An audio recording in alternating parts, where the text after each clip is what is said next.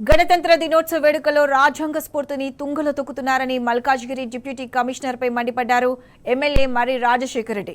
Republic day వేడుకల్లో భాగంగా circle కార్యాలయానికి ఎమ్మెల్యే చేరుకునేలోపే జాతీయ జెండాను ఎగురవేసి తనను అవమానించారని ఫైర్ అయ్యారు. దీంతో మల్కాజ్గిరి డిప్యూటీ కమిషనర్ జాకియా సుల్తానా ఎమ్మెల్యేను క్షమాపణలు కోరారు. అనంతరం మల్కాజ్గిరి చౌరస్తాలో జాతీయ పతాకాన్ని ఎగురవేశారు ఎమ్మెల్యే రాజశేఖర్ రెడ్డి. మేము కూడా బయలుదేరినాం. దాన్ని ఒక 6 ఇంచులు పెంచి మళ్ళీ దాని మీద బిల్లులు పెడుతున్నారు. మేము అన్ని తెప్పించుకొని గమ్మున, ఎందుకంటే సరే వాళ్ళ జీవితాలతో కూడా మేము ఇబ్బంది పెట్టవద్దు అని గమ్మున కూర్చుంటున్నాం. మేము రెస్పెక్ట్ ఇచ్చి రెస్పెక్ట్ తీసుకుందామని. ఒక్క పనన్నా మా పనులు చేస్తున్నారా మీరు? ఇక్కడ వచ్చి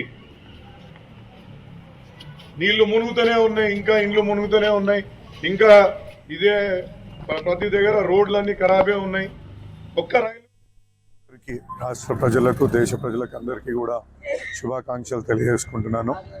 గణతంత్ర దినోత్సవం సందర్భంగా మనం అందరం ఆ కాన్స్టిట్యూషన్ యొక్క స్ఫూర్తిని కాపాడుతూ పూర్తిగా సెక్యులర్ భావాలతో ఇవాళ ప్రతి ఒక్కరిని అక్కన చేర్చుకొని ముందుకెళ్లాల్సిన అవసరం ఎంతైనా ఉంది.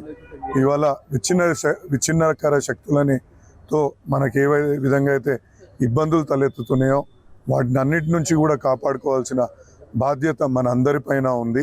కేవలం ప్రభుత్వమే చేస్తుంది అనుకోకుండా మనం సమాజంలో మనము అందరం కలిసి ముందుకొస్తే తప్పకుండా ఒక గొప్ప భారతదేశాన్ని, ఒక గొప్ప తెలంగాణని నిర్మించుకోవచ్చు అనేసి నేను అనుకుంటున్నాను. కాబట్టి ఈ సందర్భంగా మరొకసారి నా పిలుపు ఏంటంటే ప్రతి ఒక్కరిని భాగస్వామ్యం చేస్తూ మనం ఒక స్ఫూర్తిగా తీసుకొని అంబేద్కర్ గారు రచించిన కాన్స్టిట్యూషన్ని ఒక స్ఫూర్తిగా తీసుకొని ముందుకెళ్లాల్సిందిగా కోరుతూ థ్యాంక్ యూ వెరీ మచ్.